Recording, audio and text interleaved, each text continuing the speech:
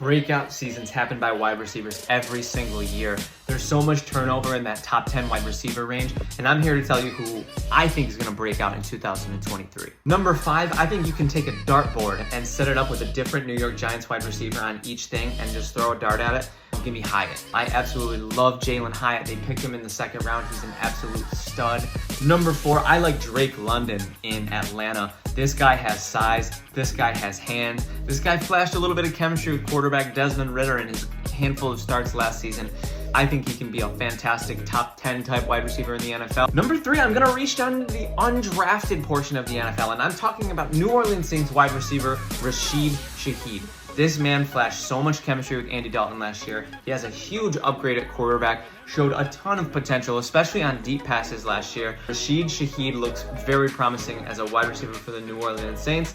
Look for him to make a big impact on the field this year.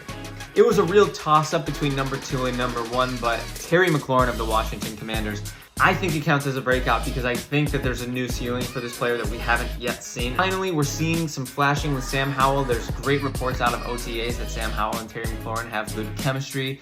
Please let this be the guy who unlocks Terry McLaurin. I told you there was a tiebreaker for 1. Calvin Ridley of the Jacksonville Jaguars. Calvin Ridley has been battling so much in his comeback to the NFL. He got traded, and the last time we saw Calvin Ridley, he was lighting it up for the Atlanta Falcons. Calvin Ridley to the moon.